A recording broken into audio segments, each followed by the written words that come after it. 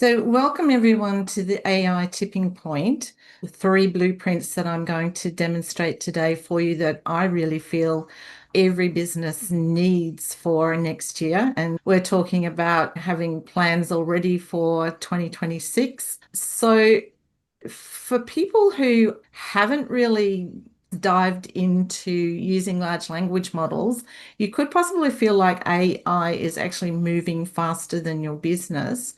And for me, what I feel like we're going to see, we've already started to see it this year, but next year is really going to amplify how fast the business shift is going to happen. We're going to see AI adoption accelerating across every industry that you can think of, really. And from some of the people that I work with, some of the early adopters, they are really seeing measurable gains so far. Now, as a small business owner, you do have some advantages over some of the large corporates. So you do have that ability to be agile. You're not held back by legacy systems and layers of decision making. And often, as the business owner, you are in close proximity to your customers, so you can get feedback straight away. And this gives you a real opportunity to I always hesitate to use the word pivot because we heard it so many times a few years ago when we were all locked down, but it does give you the ability to move quickly based also on what your customers are telling you in real time. Now, as I mentioned at the start, I've created this in Gamma, and you can actually have little animations in your slide too if you want something just to look a little bit different for people. I'm not here to promote Gamma today. I'm just letting you know what platform I've used just in case. Now, I don't know about you, but my social media feed is full of people who have lots and lots of bots, lots of tools. Comment below to get my 1,000 chat prompt pack, or I signed up 100 clients in a month using this process and all of those sort of things. But for me, I think it's more about looking at what does your business need? How can we save time, be more efficient, help you win more clients, and protect your margins? So, my advice to people is always instead of trying to be on top of everything that's out there, pick two or three or four things that are suitable for your business and make sure that you understand how to use them well. So also too, what we're going to see is this opportunity gap getting wider and wider because people who are not really having a firm plan of how am I going to integrate AI into my business and what do I actually really want to get out of it? It's all well and good to just have a little bit of a play and maybe create a little bit of content or plan your shopping and different things like that. But the key is having that plan and implementing it to get the best for you. And I'm sure most of you have heard some version of this statement before that AI is not actually going to replace you, but business owners who use AI will replace those who don't. Now, what I'm going to cover today, I did promise you three blueprints. And in foundations, what I'm talking about here are simple workflows that you can use again and again, which will free up hours each week. Then we're going to look at strategy about how do you align your AI with your business goals by looking at what you actually do in your role. And then in mastery, I'm just going to show you a little bit about how you figure out what you should be looking at for automations and give you an example of how you might do that. So the first workflow that we're going to look at is a marketing agency. And what we're going to do is we're going to draft some emails, repurpose that content into social posts, and then look at creating images for the posts. So we'll use one workflow, get three outcomes, and save plenty of hours each week. Now, where did I get up to? Now, what I did before the workshop today was I actually ran the prompt through because last time when I did this, I was actually, I took too long and it took too long to run through. What I did was run it through so I could just explain the prompt for you and then we can work through the outcome. And then when you get the replay, all of the prompts that I show you will come with the replay. So you can then put your own information in and you can run these prompts yourself. So the first prompt, it starts off with the meta prompt, which is actually the instructions for the prompt and for ChatGPT. So these are the general overall instructions that you want ChatGPT or your large language model to follow as it works through each of the steps in the process. So we've got here complete one process at a time. At the end of each process, stop and hand over. Don't summarize. When the workflow says provide lists, include explanations and examples. Clear narrative flow tied back to customer psychology, and maintain a professional conversational tone that matches Michelle's brand voice. So I've trained my GPT on my brand voice. So when it gives responses, it talks and writes like me. Then in the prompt, what we're going to do is we'll have an account manager. Now, these are all the steps that a marketing agency would normally take when they have a new client and they're about to produce content. But you, as a business owner, can use this as well. So you have an account manager, a customer psychology expert who's going to give us a bit of insight into your customers, a brand story expert, then a copywriter to write your emails. And then we will go over to a creative director to critique the emails. Then the copywriter will give the final draft. Then we'll have our LinkedIn posts. And then we will have image design, which will give you the prompts to create your images. And then we will wrap it up with the account manager. When you run this prompt yourself, copy the whole prompt in. And the first thing it will ask you is to give some context. So you will answer a question like, I sell product that helps role achieve result. So for example, for myself, I sell AI training and consulting services that help small business owners streamline their operations, get the team working efficiently, and scale past the 1 million mark. So for the demonstration, I've said use the example question. So what we've got now is we've given it in this workflow a number of different personas. So we will get different things out of running this prompt. So you've got your customer psychology expert. Now they're going to give you, based on your ideal customer profile, what are the dreams that your customer has? What are the failures? What are the fears? What are the suspicions? So when you look at this, so instead of just saying, write me some emails, what we're doing here is we're building context. So by getting the psychology expert to give us some insights into your customer, when the large language model writes your emails, it'll draw on those insights. Next, we're going to do the brand story expert who's going to create the hero's journey. And for those of you in marketing, you would recognize this. And often in speaking, people use the hero's journey as well. So you have a character who has a problem, internal, external, and philosophical. Enter the guide, that's me. I'm going to help the person, help the hero. We come up with a plan, and then we create a call to action for the hero to take. And by taking the call to action, the hero avoids failure and ends in success. So these two steps are simply to give some context and some richness to what we're going to draw on when we write our emails. So now we get to the copywriter, and the copywriter is going to give you 3 to 5 subject line options, a strong opening hook, a narrative flow, and a single natural call to action. All we have to do now is tell it how many emails we want and what time frame we want.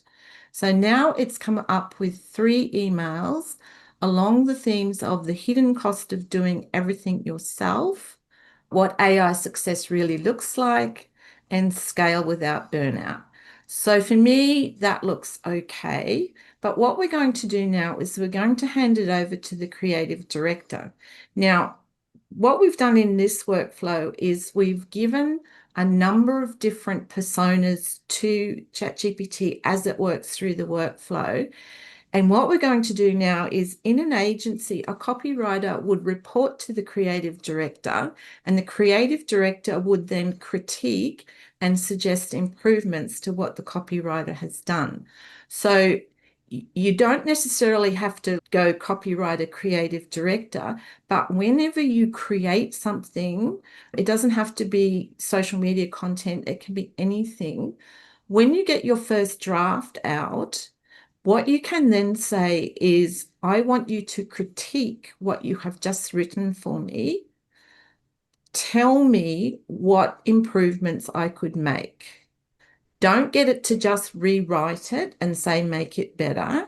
Do it as a two-step process where you say, critique what you've written, tell me how you could improve it.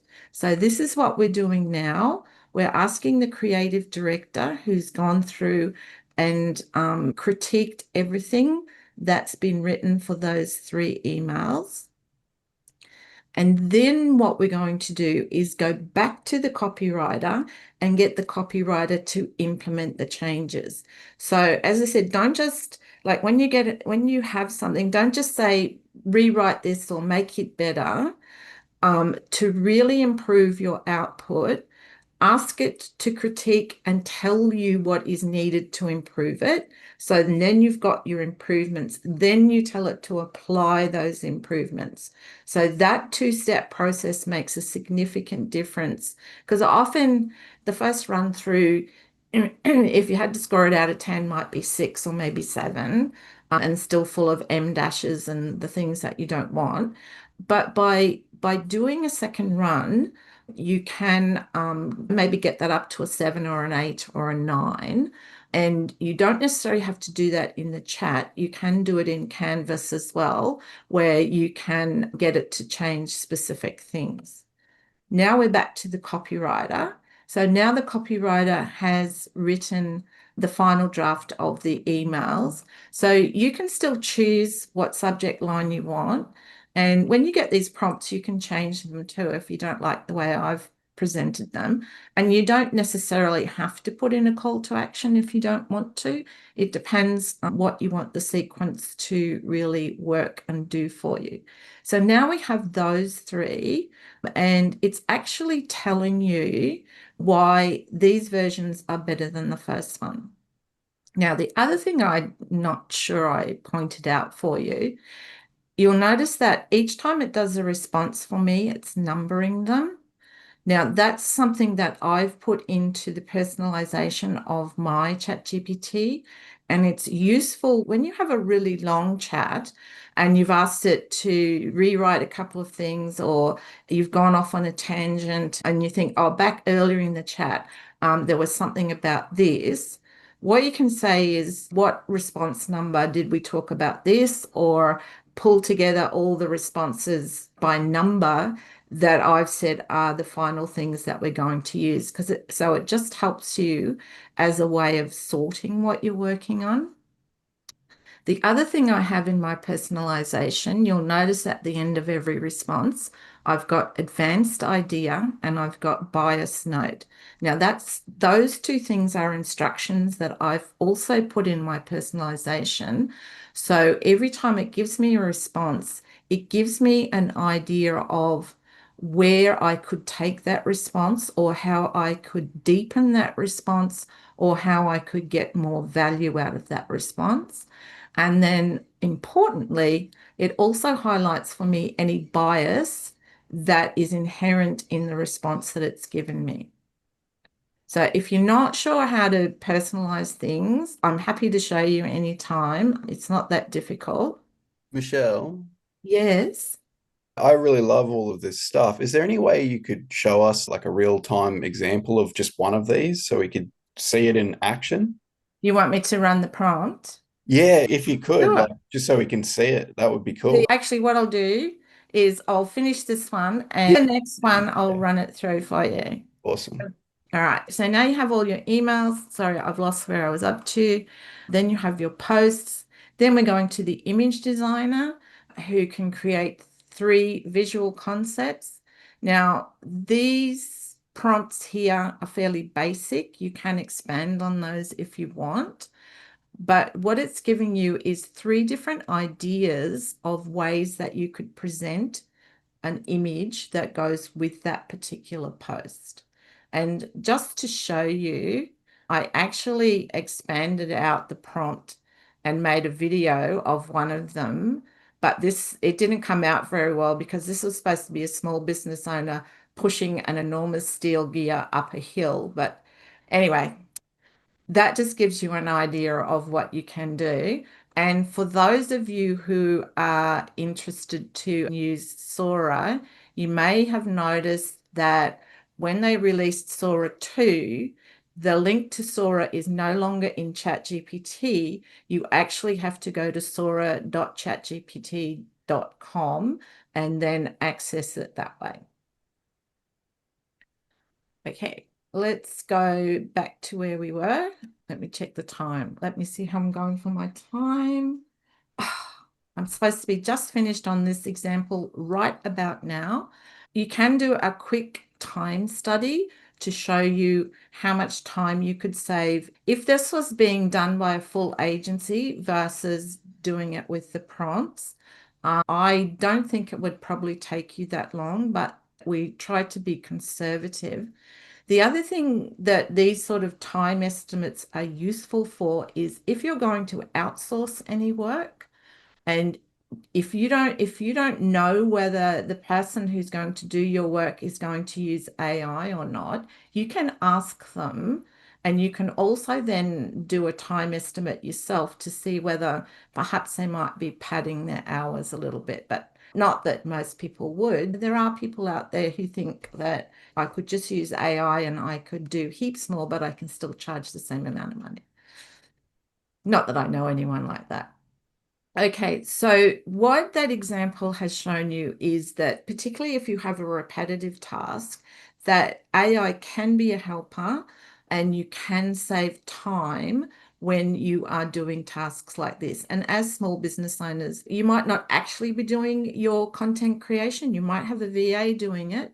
But if you have a VA who's got prompts like this and can generate work for your approval fairly quickly, then it's going to save their time as well. Does that all make sense? Okay. The next thing we're going to talk about is strategy, where we map your AI role plan. What I'm just going to do is, again, I did all this before, so I'm just going to go and grab, and this is what we're about to create, guys. So you'll see all of this happen in real time when I get to the top, and I can just copy and paste this so that you can see how it runs in real time. But we're going to create a role plan for an operations manager who oversees daily business operations, coordinates team flows, manages resources, and ensures projects are delivered efficiently and profitably. Company size 10 to 25, industry professional services. Now, I just chose that because I thought that would be a good demonstration. When you get the prompt, you put in your details and see what you get out. Now, so I'm just copying it this way so I've got the details already, but you can put as much information in here as you like. But as you can see, I haven't put super detailed information here, but you still will get quite detailed information out. So let's see it create an AI role plan for us. Okay, so this is the type of thing that when I first start working with people, this is what we do as part of our onboarding, but also part of our planning in terms of what are the type of things that we're going to work on, what are the type of things that you're doing. And this, bear in mind, this is the first draft. So we would then edit this to get it pretty close to what a person actually does. So as you can see, what we've done here is we've come up with 8 core competencies that this operations manager could be responsible for. And then we've broken that down into 8 deliverables for each one. This is based on the Harada matrix, which is a Japanese concept around goal setting, where if you have one big goal, which is in this case to do your role, then you break that down into 8 smaller goals. And then for each of the 8 goals, you break that down into 8 again. So if we wanted to, we could make this a 10 by 10 or a 7 by 7, but 8 by 8 seems to give us a fairly good flow. And you can see that each of these, this is designed so that as we work through and understand more and more about how to use large language models and what they can do for us, it's telling you that these are the things that we can make plans, strategies, documents, reports, spreadsheets, all of these sort of things. Now, I'm just going to, where are we? Create a role plan. I'm just going to now grab the second part. So what we've created first is the role plan for the role. Now we're going to look at the KPIs for the role. So what are the type of things that a person doing this role should be focused on to improve what they're doing? Again, these are just all the instructions for how to actually give us the output. Most of the information about what's happening in the role, you can see AI is pulling out itself. And it's gone off the page. Does this for me every now and again. 1, 2, 3, 4, 5. I'm just going to make this smaller so that you can actually see that it is a matrix with 8 columns in it. But I'm not expecting you to actually be able to read that. So I'm going to make that a little bit bigger so we can all see it. So now you have basically your roadmap. Now, if we've got a team of people, each person would create their own AI role plan and their KPIs. And when you're managing team, these are the sort of things that you would give people as their KPIs, but also when you're doing your review with them, like this one here just says increase project delivery efficiency. Now, none of these are quantified. They're just like increase this or decrease that. If you wanted to get more specific, you could say that you want to generate perhaps a 25% improvement in project delivery efficiency, and which of these is going to deliver on the 25 and which ones should you do first. So does that all make sense for everyone? Essentially, that's your plan. And once you have this information, you can analyze it any way that you want. What I'm going to show you now is just a short estimate of if you applied AI to all of those things in the first matrix that I showed you, which was the deliverables in the role, what would that look like in terms of time savings? So I've just said, assume a total of 160 working hours per month and an hourly payroll rate of $100. So if you're running any sort of time analysis or time study, you can change that to whatever you want. And then the idea here is that it will create a table with the 4 columns from the AI role plan that we've done. You can add the categories in for your role here, or you might just like to analyze one. I'm just going to press go and hope that it does read the correct table. Now, again, these are just estimates, but what I want you to look at is the overall impact, I guess, in terms of we're not talking we've saved half, but we're getting pretty close. So this operations manager could probably comfortably expect to be able to do all of the things that they're assigned, maybe in around 3 to 3.5 days a week. To make it easy, normally what I just say to people is imagine if every week you got everything done Monday to Thursday and then you had Friday. So what could you do with Friday? Now, as a business owner, now there's some notes down here as well. As a business owner, if you are trying to minimize your payroll spend, you may want to make that a fractional role and pay on the outputs that you want. What you might also consider is keep your payroll the same and have your team produce more output, which for a company that's in a growth phase could be very important. Or if you want this person to have time to work on strategic projects and projects that are not necessarily outside of their scope, but things that are on that this would be really good to do list, but nobody in the team actually has time to do it. And as a business owner, this is how you can give yourself time to actually stop and think. Because sometimes we book in and we allocate time in our calendars and then the week's gone and it's a blur because we haven't actually given ourselves time to stop and think. And also from a health and a burnout perspective as well, you should be allocating time during the week to make sure that you actually do get to stop. And for me, it's walk on the beach, but I was going to use the cliche of smell the roses as well. Now, does anyone have any questions about what we've done so far and what they're seeing? Because as you can see here, if you're paying somebody $100 an hour and you can reduce that down, if cash flow is an issue. And one of my clients that I worked with a number of months ago in the electrical contracting business, his estimator left, I think it was about 3 months after they'd done the initial training with me.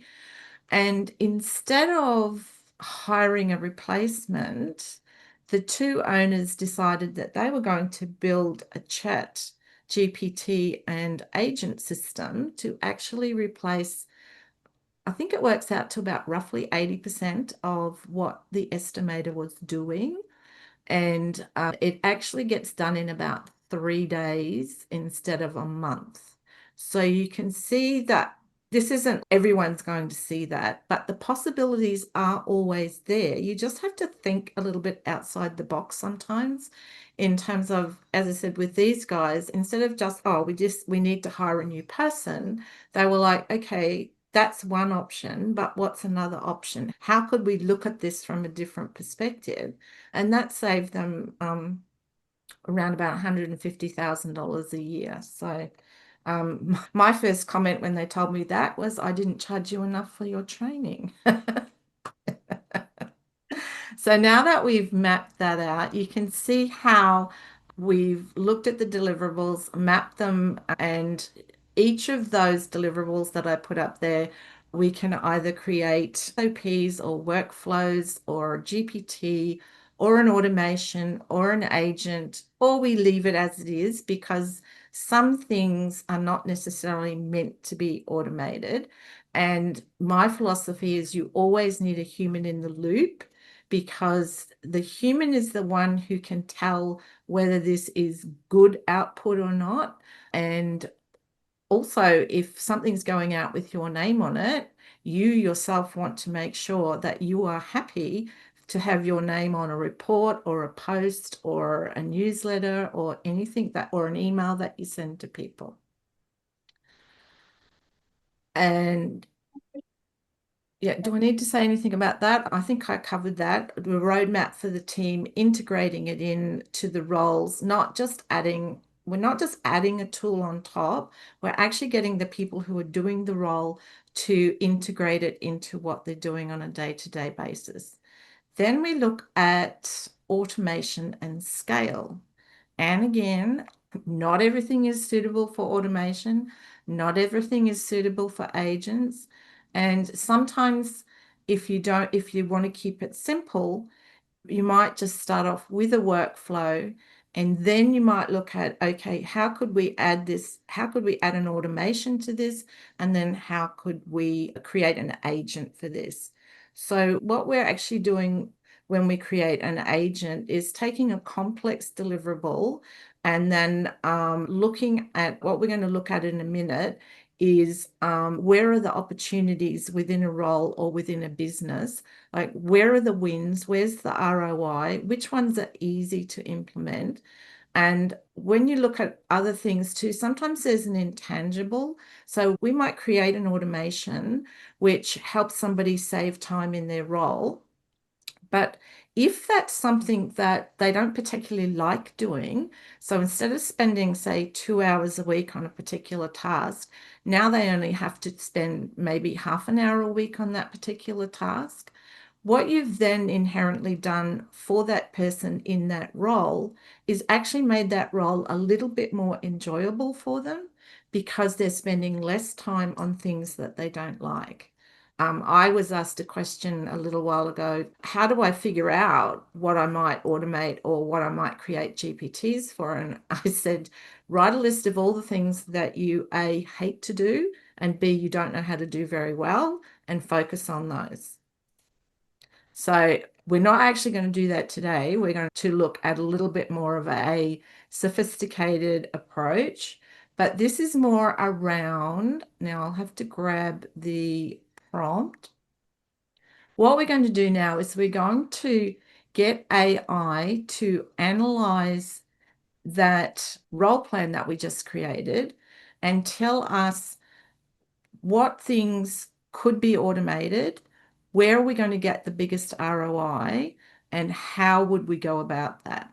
So again, this is quite a long prompt. We've given it, you're my AI business workflow designer. Your role is to help me identify and design automation and agent opportunities, show a mixture of opportunities, some simple repetitive automations, some transformational automations and agents. And then we have it, step one. So we're going to go through what is the role, what is the software stack, generate the top 10 ideas, and then we'll break some of those ideas down to show you how you could actually do this. So what I'm going to do is, this is like working with animals. Sometimes when I press the button, I'm really not quite sure if it's going to do what I actually want it to do, or if I've forgotten something or I've left something out. So just thinking about the prompt at the moment. Right. Now, so what it's done, because I've done it, you'll notice I did it in the same chat where we created this person's role plan. What you can do is you can run this prompt, and when it says, tell me your role description, you can put in a description, or you could have a snip of your role plan, or you could upload it as a spreadsheet. But I chose to do it in the same chat, so it already had the context in here. So now what it's done is it's given me 10 suggestions for these are the sort of things that we could look at in this step. Now, for the purpose of time, I'm just going to say approved. We'll go with those. But when you're running your own, spend more time if you want to, or ask more questions at that stage about, like, why should I pick this one, or which one will give me the best result? And also, for the sake of the demonstration, I'm just going to say, use the software you have suggested and go from there.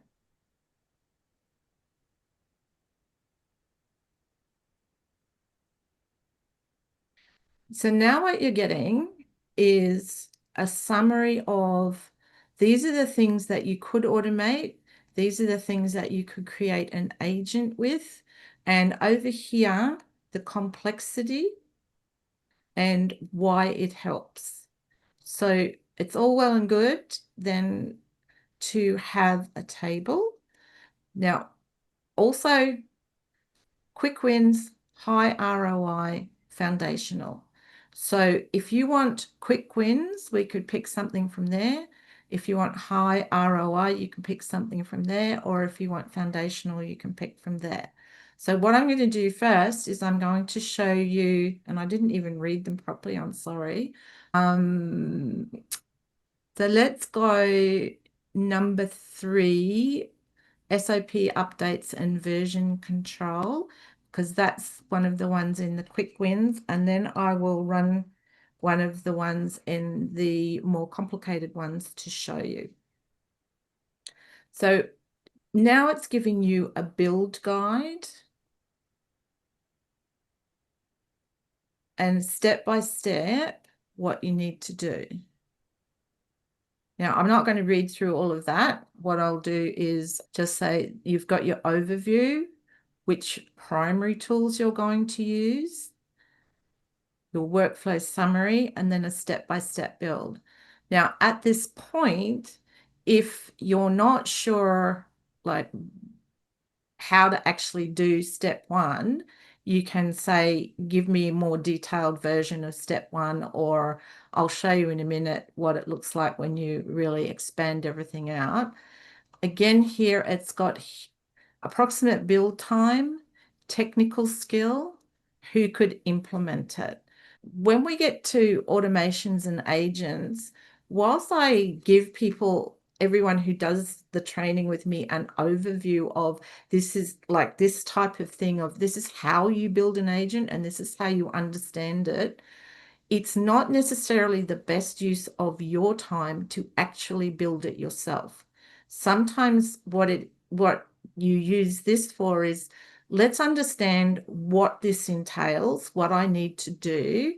And then if you need to outsource to someone, you have a detailed work scope and you have a time estimate as well, and a difficulty estimate. So if you need to bring in an outside contractor, or you need me to find somebody, or you want me to do this for you, it gives you the idea of this is what's involved. So what I thought I'd do as well, while we've still got a few minutes, is go back to this list and let's choose something. Let's choose something from over here where it says the complexity. Shall we go high? Yeah, let's go high. Let's go number 4. So this is the instructions on how you build an agent, profitability tracker agent, that automatically calculates and visualizes project profitability in real time by combining data from Go High Level or whatever CRM system you use, team labor inputs and expense records, eliminating manual reconciliation that can take hours. So now you've got overview, you've got platform, workflow summary, and its step-by-step build, and complexity, and your ROI rationale. Now, for me, that step-by-step build still has a lot of gaps in it because I don't understand some of it. So what you can then say is, for the step-by-step build, expand this out like you are holding my hand through the, that's a bit tongue-in-cheek too, sorry guys. So now what you're going to get is a way more detailed, and as to, if you want to try doing this yourself, there's nothing to stop, because you can go as detailed as you want. What I found sometimes when I'm doing these detailed step-by-step things, sometimes I get to something and I can't actually find what it's telling me to do. In those cases, take a screenshot and say, this is what I can see. I don't understand what you're saying to me. Show me what to do next, or explain what to do next. So you can literally get it to hold your hand and take you all the way through. You can see it's giving you all of the formulas that you need to put in. That's for your Google Sheets, preparing your CRM, building. So Zapier and Make are your automation platforms and agent platforms. Also N8N for more complicated agents as well. So it walks you all the way through. And there you have it. That was the example of Now, obviously I didn't build an automation because that's going to take several hours, but that shows you how you can get to the point where this is what I could automate. This is why I'm doing it. This is how it's going to benefit my business. These are all the steps I need to take. And again, if you decide that's not the best use of your time, and if you're not familiar with some of this stuff, what it's estimating is 2 or 3 hours could easily turn into a day or so. So there's no shame in saying, hey, I've got no idea. I'm up to this point. I need some help, or going and finding a developer to help you with it. So what this type of stuff can do, it can help you scale without adding headcount. It gives a consistent client experience every time, helps your data flow, and gives you measurable ROI. So we've talked today about foundations, strategy, and mastery. Why does this matter now? I believe the next 12 months really are the tipping point. And this time next year, if you haven't integrated at least part of what you can do with ChatGPT to be more productive and efficient, you will find that you will struggle to catch up with the people who've taken the bull by the horns and run with it. This is a quick client testimonial from one of the ladies that I worked with earlier in the year. She thinks I'm really down to earth, and I made AI very exciting. She started building automations when we were only halfway through the training. So she's one of my star pupils. Now, the choice is yours. What do you want to do? Do you want to step forward or stand still? So you can step forward with me. Now, I'm not going to leave that on the screen for very long, but if you want to have a conversation with me, if you want me to help you develop your AI role plan for you and come up with a business strategy for you, I am happy to do that. Please book in. And then if you want to learn all the nuances of the large language models and how you get the best out of them and how you can do all of this stuff yourself, then I can also help you with that as well. So I'm going to stop sharing now, and I'm going to say, who would like to make a comment or ask me a question? Nicole, what would you like to say? Yeah, I was just wondering, with all those prompts for future planning sort of thing, do you need, does ChatGPT remember all of those prompts, or do you have to save them in the library so that it accesses them? It doesn't remember the prompt itself. What you can do, if it's something that you're going to do regularly, then instead of copying and pasting a prompt every time, you would create a GPT, which is not difficult. You're looking at me like, what? But The GPT, you mean like a receptionist or a whatever? no, yeah. So you know that when we did the agency one, right? So Mm. there's step 1, step 2, step 3, and it kept asking me at the end of every step, do you want to go on to the next step? You can take basically that information and you can create a GPT with it. You put that information into the instructions.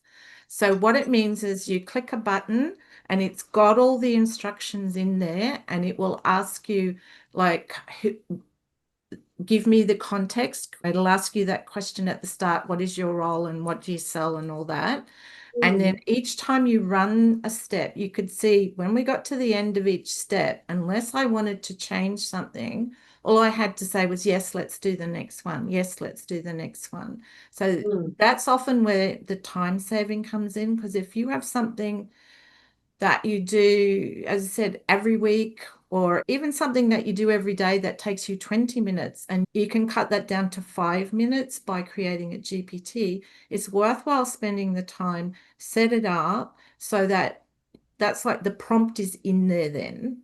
Yeah. So what ChatGPT will remember is the output that it's given you based on the prompt.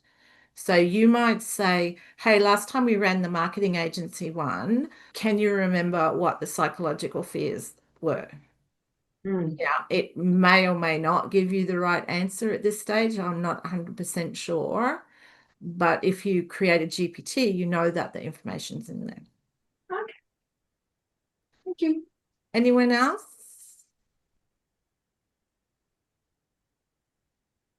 I must have done such an amazing job. Nobody wants to say anything or ask me a question. We're all going to watch the replay with a lot of focus. Okay, yeah, I'm sorry it was fast, but I really wanted to get all three explained so that you've at least seen them. So when you go back to do it on your own, what you'll get is you'll get the replay of what we've just done, and you will get like the all of the prompts as a Google Doc. It means then if you decide to that you want to actually change any of those prompts to suit yourself, that's why I'm giving it to you as a Google Doc, not as a PDF, because then if you want to adjust it, so say you wanted to run the agency one, you wanted to create a GPT where it's going to give you 10 emails every month. Now, you don't want to have to keep saying, oh, no, I don't want this is what I want. You can put that in the prompt if you want to. So that minimizes having to answer that question then.